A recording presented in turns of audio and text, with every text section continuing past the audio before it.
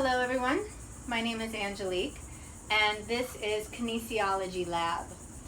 In this session we're going to talk about back bends, specifically dropping back, whether it's from the feet or from the knees like in Kapotasana. This information today is going to be beneficial for both teachers and students. Some things that I might say will be more applicable to the teachers and the information that they're working with, and other stuff will be solely for the students. So what I want to start with is to acknowledge that there is no one exact correct approach or method or technique to doing dropbacks or this pattern in the body. It's dependent on many things. The differences can be based on structure, like your actual skeletal structure. It could be based on the tightnesses and openings, weaknesses and strengths, and how those are balanced or not within your own body, and how they change over time, right? So there's no one exact way to do this work. And often as teachers, we start, of course, with our knowledge base, which is initially primarily our own bodies and our own practice. But that might not be the information that benefits every student. So as we get more experience as teachers, as we work with more bodies, that knowledge base expands, and we understand this pathway through other experiences that we don't have personally. But that we get to know as teachers. So as students, it's important to recognize that the information that your teacher might be giving you might be what worked for them or what works for a lot of students, but not what works for you. And it's okay to explore and find different ways. So let me show you some of these differences. The first that I want to talk about is the difference in how we use our pelvis. I'll show you what I do, what works for my body, and explain why, and then give you some other possibilities, right? So, for example, in Kapotasana, when we're on our knees, this is the same for me in standing, same idea, same pathway, same technique, but showing you from here. So I have a tendency to overuse these muscles in my low back.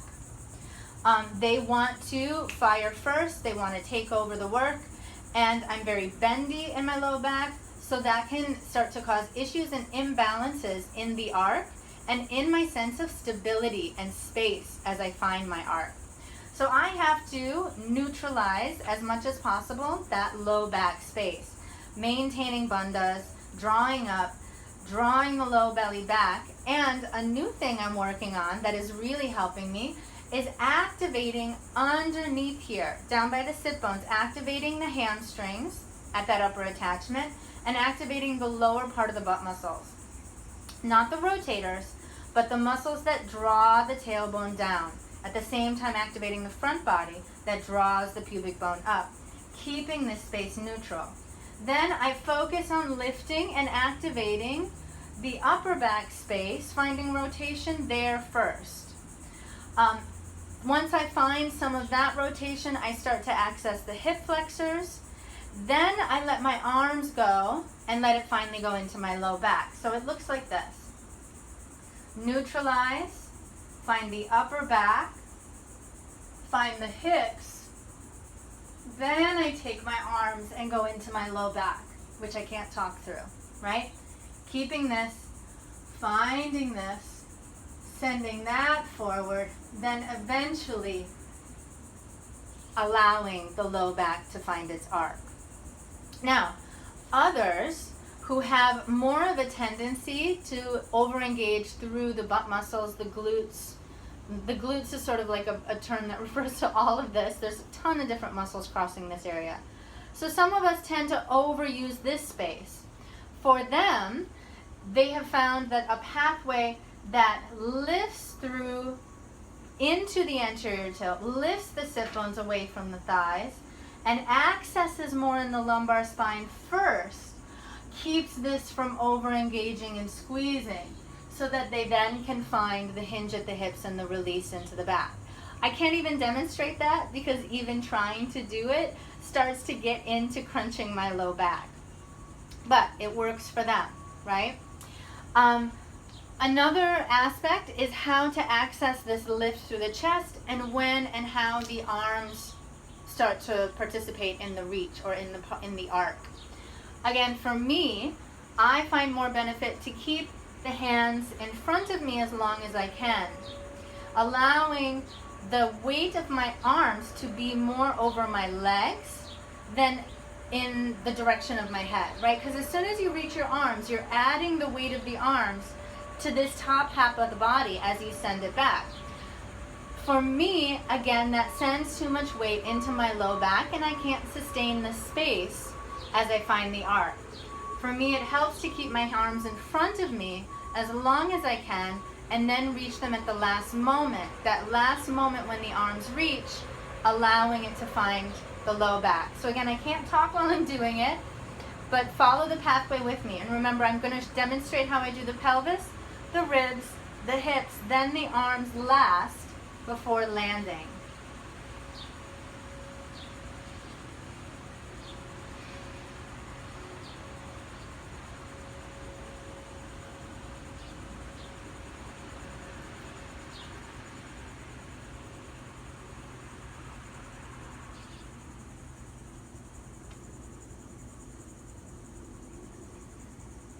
Yeah, hopefully you could see a little bit of that.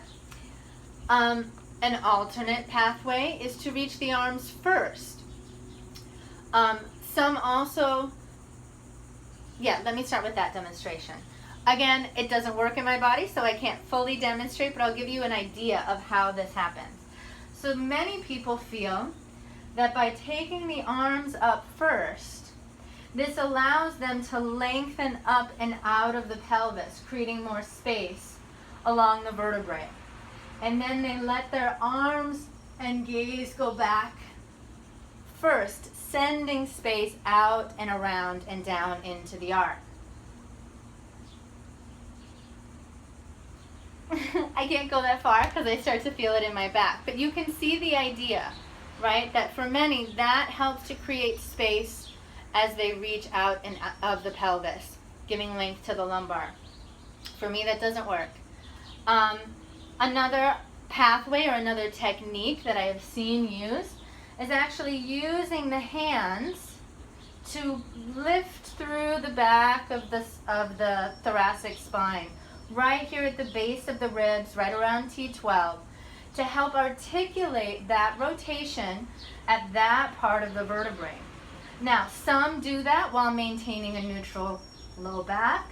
Some do it while accessing that released glute area, right?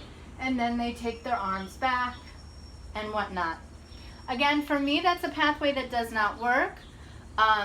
I find personally in my body that if I use my hands to leverage that, I have a harder time transitioning to finding where the inner body muscles take over that work once I remove my hands.